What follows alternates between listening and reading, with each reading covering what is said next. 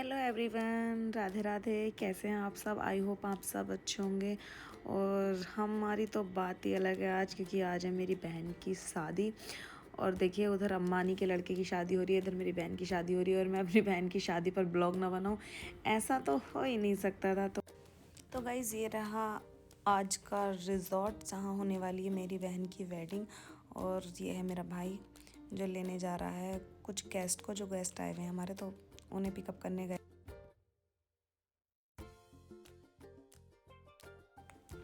और vacant hall की बात की जाए तो गाइज़, वेकेंट हॉल बहुत ही प्यारा है, स्पेस काफ़ी है। और डेकोरेशन की बात की जाए तो मतलब डेकोरेशन तो इतनी प्यारी है ना, बहुत सुंदर डेकोरेशन है यहाँ की। देखिए, आप चाहें तो कैसी भी डेकोरेशन करवा सकते हैं यहाँ, मतलब आपके बजट के ऊपर है। आप ज़्यादा बजट देकर बहुत प्यारे तरीके से भी सजवा सकते हैं इसको, बट हमें मतलब यही डेकोरेशन बहुत प्यारी लगी। तो गाइस, डेकोरेशन की बात की जाए तो अमेजिंग डेकोरेशन थी यहाँ की। फिर मैं सारी डेकोरेशन दिखाने के बाद चल दी हूँ सैलून, जहाँ मुझे कराना था अपना मेकअप। गाइस, गर्मी इतनी थी ना, बहुत ज़्यादा गर्मी थी, और सालक इतना तगड़ा था, 15 जुलाई का बहुत तगड़ा सालक था। तो पार्लर में भी हमें बहुत टाइम लग गया था, क्योंकि बहुत ज़्यादा ब्राइडल थी वहाँ पर। दैन उसके बाद मेरी बहन हो गई थी तैयार, और मेरा मेकअप साइड में चल ही रहा था। ये मेरी दोनों बहनें रेडी हो गई थी, तो मैंने सोचा इतने तुम ही दोनों सूट करा लो, मैं बाद में करा लूँगी। मेकअप कराने के बाद गाइज हम पहुंच चुके थे होटल, और होटल में देखिए मेहमान आ चुके थे और खाना भी लग चुका था। यहाँ सब में मतलब पूरा पीछे का पोर्शन था ये, जहाँ खाना चल रहा था। बट मैं तो अपने मेहमानों से मिलने में रह गई, खाना मैंने बहुत लेट खाया, क्योंकि मुझे सारे मेहमानों को देखना भी था, मिलना था। और यहाँ ये रहा मेरी बहन का पूरा फुल स्टाफ, जहाँ मेरी बहन जॉब करती है तो उसका फुल स्टाफ आया था, फ्रेंड्स आई थी। तो ये मुझसे बोल रही थी कि मेरे सर से मिल लो, मेरी फ्रेंड से मिल लो। तो गाइज़, मैं इनसे मिल गई, मुझे बहुत अच्छा लगा इनसे मिलकर। और थैंक यू कि आप मतलब सारे लोग हमारे यहाँ आए, तो मुझे बहुत अच्छा लगा इन लोगों से मिलकर, बहुत ही अच्छे लोग थे। और गाइज़, मुझे गर्मी इतनी लग रही थी ना, मतलब गर्मी मुझे ही नहीं सभी को लग रही थी, बहुत ज़्यादा गर्मी हो रही थी। तो मैंने अपना छोटू सा फ़ैन अपने फेस पर लगाने के लिए ले रखा था, जिससे कि मेरा पसीना ना निकले, क्योंकि गाइज़ आप जानते हो गर्मियों में मेकअप कराना मतलब बहुत ज़्यादा ख़तरनाक है।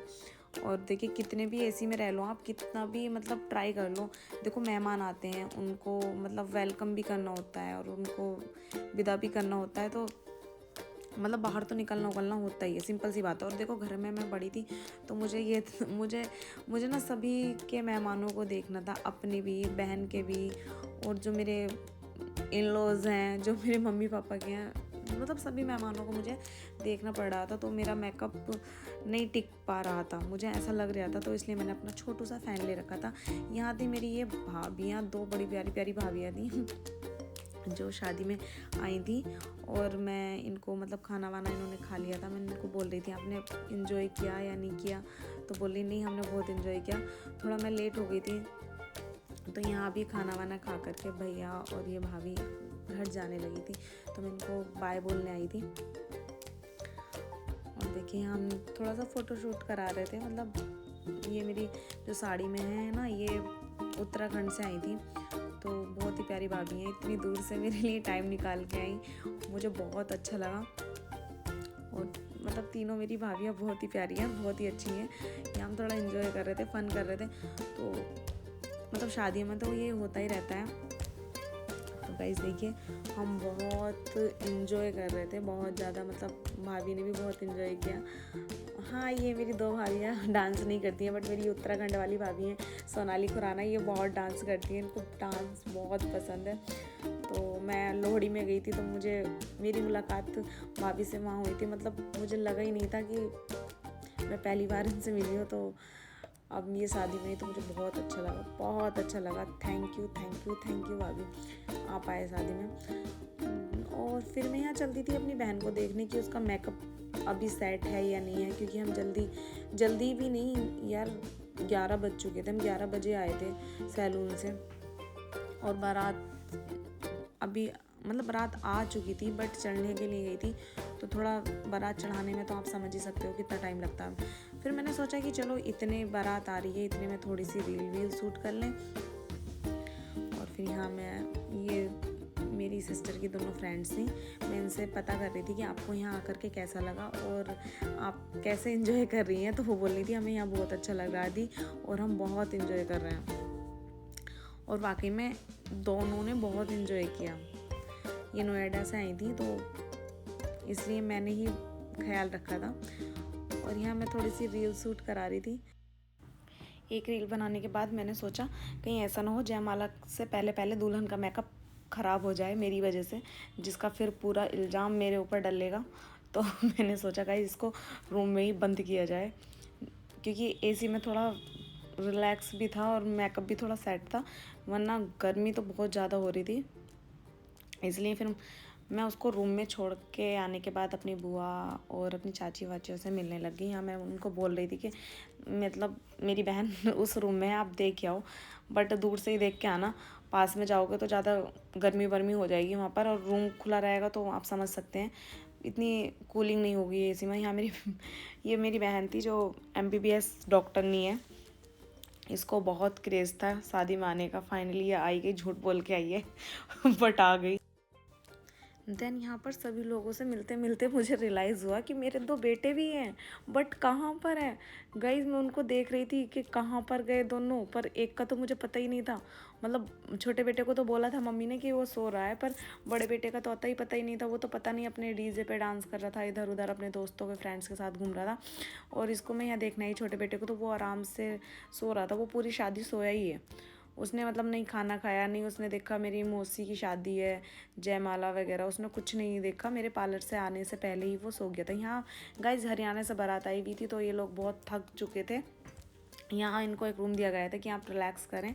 और इधर मुझे पता चला कि बारात चढ़ती हुई आ चुकी है, तो मुझे वेलकम करने जाना ही था। वहाँ देखा तो लोग बग्गी पे चढ़ चढ़ के नाच रहे थे। मतलब देख सकते हैं लोगों को कितना क्रेज़ था डांस का, और किस तरीके से ये लोग डांस कर रहे थे। मतलब इन्हें ये भी डर नहीं था यार बग्गी टूट जाएगी, और इतने लोग, और वो भी इतने भारी भारी लोग खड़े हो गए हैं उस बग्गी पर जा कर के। देखिए गाइस बहुत ज़्यादा डांस करा, बहुत।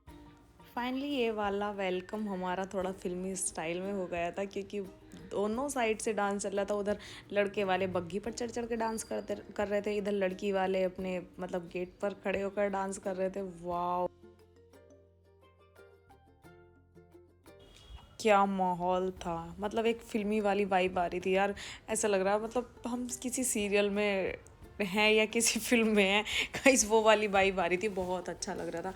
और मतलब डांस भी हमारा फुल ऑन था। और गर्मी की बात की जाए तो गर्मी भी फुल ऑन हो रही थी। मतलब क्या ही बताएं यार, गर्मी ने हालत ख़राब कर दी थी हमारी। हमें इतना पसीना आ रहा था ना, बहुत ज़्यादा पसीना आ रहा था। गाइस देखिए मेरा मेकअप कैसा हो चुका है, पसीने में बह बह करके। अब मैं क्या ही करूँ इस मेकअप का।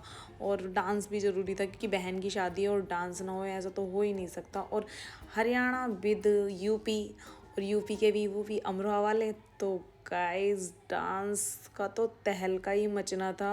और डांस देखिए कितना डांस किया इन लोगों ने, मतलब मैं क्या ही बोलूँ, इतना डांस कर रहे थे ये लोग यार। मैं मतलब इनको बुला बुला के थक गई कि आ जाओ बहुत डांस हो गया। मैं थोड़ा, मुझे वेलकम तो करने दो यार, मतलब आरता करने दो। यहाँ ये भैया मेरी सिस्टर के जेठ जी को खींच के लेके आए थे डांस के लिए। ये भी मतलब फुल ऑन थे डांस के लिए, भी उनका डांस चल रहा था। और ये मेरे उत्तराखंड वाले भैया थे जो कि बहुत डांस कर रहे थे। देखिए इनका डांस कितना मतलब बढ़िया है। और यहाँ ये हमारे दोनों अशोक डांस कर रहे हैं, क्योंकि उनके मेरी बहन के जेठ जी का नाम भी अशोक ही है, और हमारे जो छोटे वाले मतलब बहन हुई हैं उनका नाम भी अशोक ही है। तो दोनों अशोक मिलकर तहलका मचा रहे थे। हरियाणा विद यूपी, और यूपी के वो भी अमरोहा वाले। तो गाइज़ आप समझ सकते हैं, अमरोहा वाले से तो लोग वैसे भी थोड़े हट के निकलते हैं, क्योंकि पता है कि ये यूपी से अमरोहा वाले हैं, तो ये हर कदम पर आगे होते हैं। तो गाइज़ इनका मुकाबला तो कोई नहीं कर सकता। बहुत ज़्यादा डांस कर रहे थे और बहुत ज़्यादा तहलका मचा ही रहे थे वो।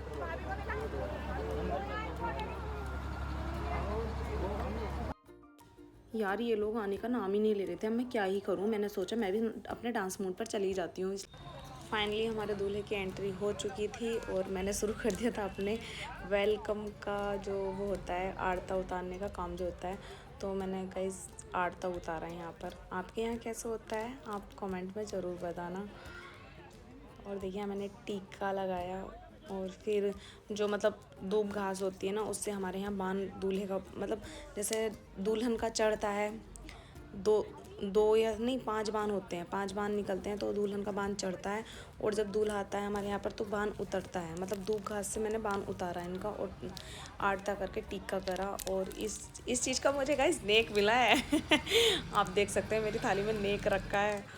और मैं इनसे झगड़ रही थी कि मुझे नेक ज़्यादा चाहिए, पहले इन्होंने कम दे रहे थे बट मुझे ज़्यादा चाहिए था। मैंने कहा देन यहाँ मेरी मम्मी ने मेरी चाची ने दोनों ने रस्म पूरी की, इनको गोला दिया, पैसे दिए और मीठा खिला करके। और यहाँ मुझे बहुत ज़्यादा भूख लग रही थी और मेरे पति देव ने भी कुछ नहीं खाया था। हम दोनों मतलब ऐसे ही लगे रह गए काम में, दोनों ही नहीं मतलब मेरी बहनें सब ऐसी रह गई, सब ने किसी ने खाना नहीं खा पाई थी कोई भी। तो हमने सब ने साथ में मिलकर खाना खाया। मैंने अपने पति देव को भी खाना खिलाया, 1-2 चम्मच ही खाया, इतना ज़्यादा नहीं खाया गया था क्योंकि खासकर घर की शादी हो, बहन की या देवर की नंद की किसी शादी हो तो खाना नहीं खाया जाता है यार। काम ही इतने रहते हैं, सबको हाय बोलना बाय बोलना बहुत काम रहते हैं। और देखो घर की शादी में तो होता ही है। तो गाइज़ आपको मेरे ब्लॉग पसंद आते हैं तो मेरे चैनल को कर लीजिए सब्सक्राइब और ज़्यादा से ज़्यादा शेयर कीजिए क्योंकि अगले ब्लॉग में आने वाली है जयमाला की रस्म और फेरों की रस्म, विदाई की रस्म। तो आप बने रहिए मेरे चैनल पर और लाइक शेयर कमेंट सब्सक्राइब सब कर दीजिए। Thank you.